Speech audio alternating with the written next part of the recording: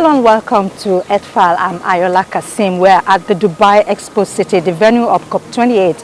Tens of thousands of people have gathered here for 2 weeks to discuss what needs to be done to achieve the global climate goals. Today on the program, bring you the highlights of the conference. Please stay with us. Outcome of the first global stocktake contained in document FCCC/PA/CMA/2023/L.17. Hearing no objection, it is so decided. With a bang of the gavel and sealed with a hug, COP28 President brings the United Nations Climate Conference to a close. Nations agreed to a deal to transition away from fossil fuels, which scientists say is the last best hope of averting climate catastrophe. The historic deal was struck by nearly 200 countries gathered for the conference. It marks the first time in 3 decades of COP climate summits that nations have agreed on a concerted move away from oil, gas and coal, which account for about 80% of global energy. The future role of fossil fuels has by far been the most contentious issue at the 2-week COP28 summit in Dubai. Some remain dissatisfied with concessions allowing for the use of tech such as carbon capture to keep greenhouse gases out of the atmosphere. Mr. President, in paragraph 26, we do not see any commitment or even an invitation from parties to peak emissions by 2025. We reference the science throughout the text and even in this paragraph, but then we refrain from an agreement to take the relevant action in order to act in line with what the science says we have to do. It is not enough for us to reference the science and then make agreements that ignore what the science is telling us we need to do. This is not an approach that we should be asked to defend. Mr. President, on paragraph 28, we are exceptionally concerned that this does not do what we need. In subpara 28D, the exclusive focus on energy systems is disappointing. We are concerned that paragraphs 28E and H potentially take us backward rather than forward. In subpara E, we are being asked to endorse technologies that could result in actions that undermine our efforts. In subpara H, we see a litany of loopholes. It doesn't deliver on a subsidy phase-out, and it doesn't advance us beyond the status quo. We are very honored and happy to welcome the COP President. Before the conference, COP28 President Dr. Sultan Al-Jaber was pilloried by environmental activists as untrustworthy. He runs the United Arab Emirates State Oil Company, but he didn't want to oversee a failed conference.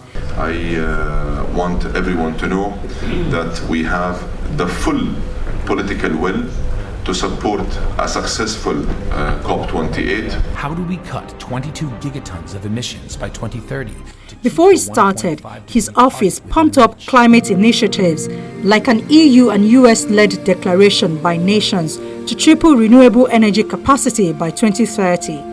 Across our world, communities are choked by drought, washed out by floods, and decimated by hurricanes. Wildfire smoke darkens our skies, and rising seas threaten the lives and livelihoods of millions of people. The urgency of this moment is clear. The clock is no longer just ticking, it is banging, and we must make up for lost time. Our collective pledge today to rapidly increase renewable energy also includes a call for all nations to stop building new unabated coal power plants, a type of power plant that the United States stopped building more than a decade ago. President Biden and I feel a deep sense of responsibility in this moment. We invested roughly $1 trillion over the next 10 years to reduce greenhouse gas emissions, boost climate resilience, and support adaptation and build a clean energy economy. The largest investment in climate, not only in the history of our country, but in the history of the world. In some countries, the cost of capital for renewables is prohibitively high. That is the message I took away from the African Climate Summit in Nairobi. So we need to unlock the necessary financial support for countries that need it. And therefore, I am glad to announce that in the next 2 years, the European Union will invest €2.3 billion from the EU budget to support this energy transition in our neighborhood and around the globe. Sources say getting a deal took a deft maneuvering by the conference host, as well as back-channel diplomacy from the top envoys of the world's biggest polluters, the United States and China. The COP28 president intentionally stirred the pot, some say. They believe his approach was to put out deliberate provocative drafts for a deal that forced negotiators to reveal the outer limits of their positions, then find common ground. On the 11th of December, the COP28 draft deal outlined a broad menu of options that countries could, not should, take to fight climate change. Those options ranged from carbon capture to reducing fossil fuel use or cutting subsidies. Missing was any mention of a phase-out. That sparked outrage, including from small island nations. As SIDS, we feel our voices are not being heard, while it appears that several other parties have enjoyed preferential treatment, compromising the transparency and inclusivity of the process. How can you not understand? It is our very survival that is at stake. This is why in every room, our negotiators have been pushing tirelessly for decisions that align with staying under 1.5 degrees of warming. That is why if parties continue to oppose the phase-out of fossil fuels and fossil fuel subsidies, they must stop and question their own commitment to this process. While scores of countries came to Dubai wanting language around phasing out fossil fuels entirely, it was something oil group OPEC particularly opposed. There is no single solution or path to achieve a sustainable energy future. We need realistic approaches to tackle emission, one that enable economic growth, help eradicate poverty, and increase resilience at the same time. But the outrage expressed at the summit was the desired effect, according to some who said the move made clear where people stood. The presidency then took meetings into the early morning hours over the next days and did not release an update draft until December the 13th, a day after the summit's scheduled end. The term phase-out remained a red line that some, like China and Saudi Arabia, would never accept. So the United States climate envoy and his Chinese counterpart found a workaround. They already had a roadmap from their recent climate cooperation in November. Used words that essentially mean the same thing as phase-out. With China and the United States aligned, it was believed then that it was just a matter of getting OPEC on board. Some said it was United States climate envoy John Kerry, China and the Saudis that played a constructive role at the 11th hour. Those familiar with the negotiations said the final flurry of diplomacy ensured the deal would pass. So small island states, from whom we heard this morning a passionate call, and with whom we met many times in New York and here, for them, this is an immediate crisis, not something down the road and in the future. So we will continue to press for a more rapid transition. But we have the United Nations COP process clearly on record now as demanding that we fully embrace that transition.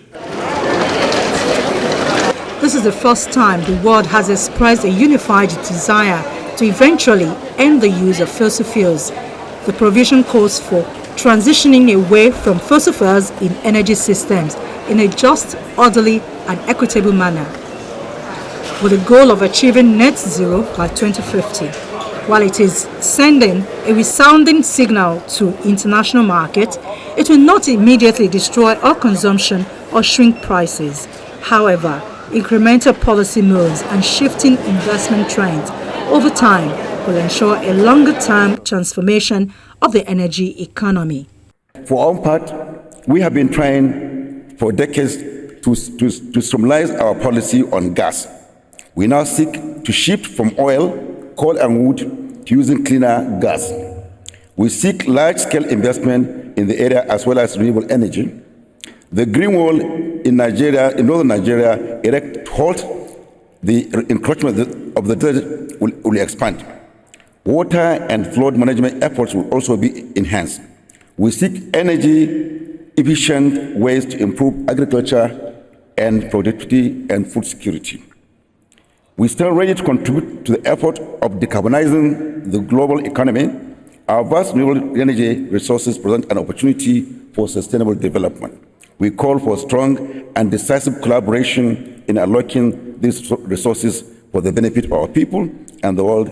The pact also had rewards for oil producers.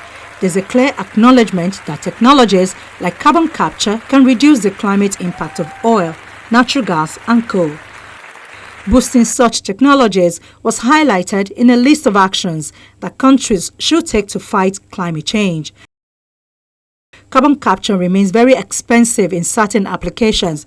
It's also never been proven at the vast global scale needed to have a significant impact. The pact is missing any additional financing to help developing nations transition away from fossil fuels. Money to help poor, climate-vulnerable countries adapt to the impact of climate change was also lacking.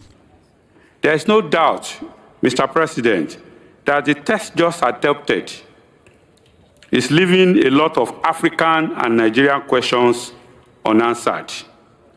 Some of those questions were briefly itemized by Zambia, speaking on behalf of the African group. The questions on means of implementation, quadruple adaptation finance, and so on, need to be answered. Nigeria, therefore, aligns with the statement made by our broader developing countries, including Ghana, Iraq, and Senegal. We note that some of the outcomes of COP28 could become suffocating to economic growth of developing countries, which should not be the goal of climate actions. To move the world in a just, equitable manner towards 1.5, the developed countries need to be more forthcoming in providing support to developing countries like Nigeria in the form of large-scale investment, technological transfers, capacity building, and funding. However, there was a victory at the start of the summit for poor nations hit by climate disaster when delegates adopted a new fund to help them cope with loss and damages. And we are obviously pleased with everybody by the early adoption by the parties, which is a great way to start this COP. We have been working very, very closely with other Transitional Committee members this entire year in order to design an effective fund that is based on cooperation and does not involve liability or compensation. And we're very much committed now to work with our Congress to provide $17.5 million specifically towards the Fund for Climate Impacts Response that will help vulnerable countries to respond to the impacts. But we also expect this fund to be up and running quickly. Norway will do its part, and I am pleased to announce that we will be contributing to funding arrangement for loss and damage, and I'm pleased to announce a contribution of $25 million from Norway to this end in 2024. Last year, Norway met its target of doubling climate finance, providing a total of 15.5 billion Norwegian crowns. We are committing to triple our contribution to adaptation finance by 2026. We must join forces behind collective commitment to phase out use of unabated fossil fuels. And phasing out means also rapidly phasing in renewables. Norway supports a call for a global tripling of renewables and doubling of energy efficiency by 2030. Thank you, Your Excellency. Governments launched new initiatives at the conference to bolster clean energy and to wean themselves off fossil fuels. Speaking at the fast-tracking the just, equitable and orderly energy transition session, COP28 President Sultan Al Jaber said 117 countries had joined the pledge to triple renewable energy capacity and double energy efficiency by 2030. The figure was later updated to 118.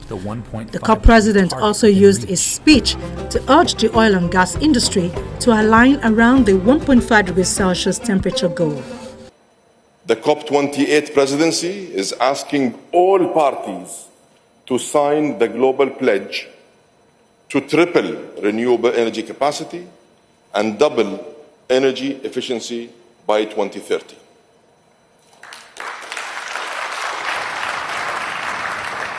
And I have some good news for you. Up until this moment, before I stepped on stage, we have received 117 signatories representing 117 countries. The COP28 presidency is launching the Global Decarbonization Accelerator. The Global Decarbonization Accelerator addresses the demand and the supply of energy at the same time. It is a holistic approach. It is a comprehensive plan for a system-wide change, and I trust that you can do it. The oil and gas industry must align around our North Star of keeping 1.5 within reach. And that is exactly the rationale and the thinking behind the Oil and Gas Decarbonization Charter that we are announcing today. Welcoming such widespread endorsement, U.S. Vice President Kamala Harris called for nations to stop building new unabated coal power plants. The European Commission President said the EU will invest 2.3 billion euros to help countries make the transition towards renewable energy. Taken into the podium towards the end of the session, the Prime Minister of St. Kitts and Nevis called for nations to mitigate the damage that climate change has brought to islands in the Atlantic. Specifically in the Atlantic, coming from St. Kitts and Nevis, we are on the front line of climate change. We did not create the problem. However, we are suffering tremendously because that resource has the potential to produce much more energy. Even though we are small and we are suffering, we are not playing victimhood. We are looking for partners and for solutions, and we have invested our own monies to make sure that we can transition. But we are asking that you join us. I see Germany. Germany, you have the floor. The summit clinched an early victory on Thursday, the 30th of November, with delegates adopting a new fund to help vulnerable nations cope with costs of climate-driven disasters. The deal was adopted following COP28 opening ceremony and already follows many months of negotiations. But some groups were cautious, noting there were still unresolved issues, including how the fund will be financed in the future. The United Arab Emirates says it will contribute $100 million to the pot, along with other countries contributing a total of just over $300 million. Germany pledged $100 million and the United States $17.5 million, with hopes the amount will build to a substantial sum. The early breakthrough on the damage fund, which poorer nations have demanded for years, was seen as the help needed to grease the wheels for other compromises. I declare His Excellency Dr. Sultan Ahmed Al-Jaber elected President of the 28th session of the Conference of the Parties. Earlier in the day, the COP president opened the summit urging countries and fossil fuel companies to work together to meet global climate goals. He aimed to strike a conciliatory tone following months of criticism over his appointment as the head of COP28.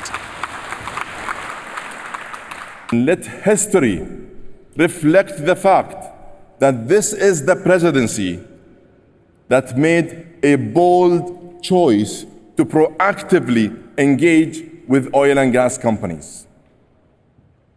We had many hard discussions. Let me tell you, that wasn't easy. But today, many of these companies are committing to zero methane emissions by 2030 for the first time. And now, many national oil companies have adopted net zero 2050 targets for the first time. And I'm grateful that they have stepped up to join this game-changing journey. But I must say, it is not enough. And I know that they can do much more. Four of you to take your places. Then the United States and China announced cooperative measures to address methane emissions. To commemorate this moment, President Bola Tinubu said Nigeria is committed to eliminating oil and gas releases of methane as part of a global plan to rein in emissions that contribute to climate change. President Tinubu was speaking at a world leaders event that focused on methane and other non-CO2 greenhouse gases, which comes after an agreement between the United States and China, the world's top emitters, in Sunnyland, California, in November. We are committed to critical steps to reduce methane emission by ensuring flood gas are eliminated. There's a huge penalty for that. There's equally a huge incentive to do so. The measures that we're taking here is a welcome development, no doubt about that. And we are with the leadership of UAE for the commitment so far.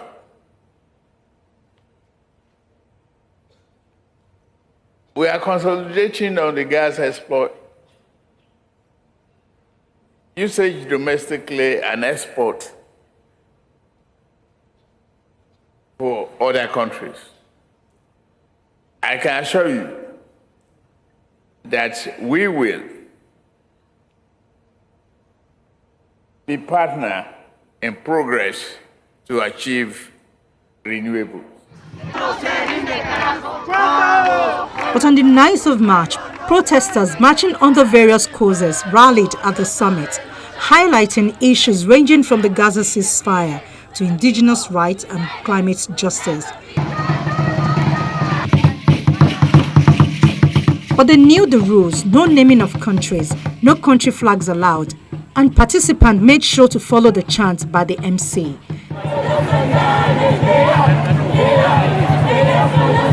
Their aim was to ensure a smooth action where they could raise their voices and echo their messages. We are saying that climate justice starts from acknowledging first that these people are suffering from things that they contribute the least to.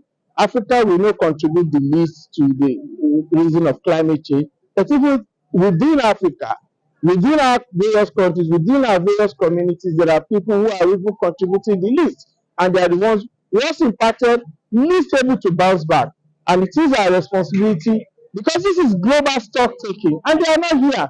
They are not part of the stock taking. It is our duty and our responsibility to bring their voices to the table, and that is why we are shouting to global leaders that it's important that they deliver on the promises of climate justice.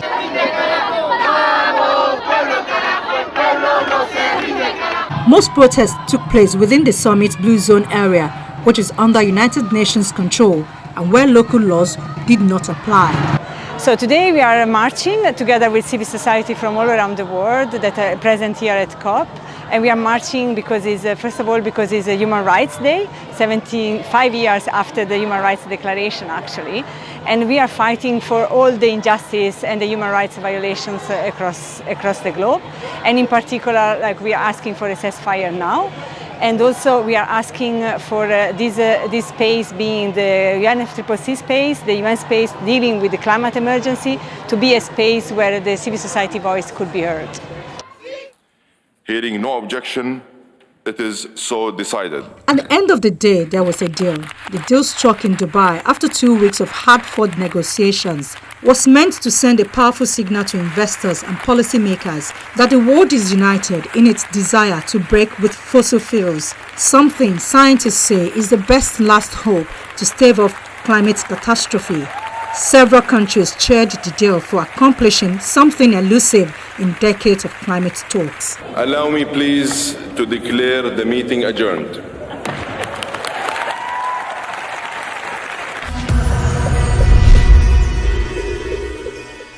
And that's our show for the week. Thank you for being a part of it. Should you have any comments or questions, our inbox @file@channelstv.com is available anytime, any day. We'll see you next week.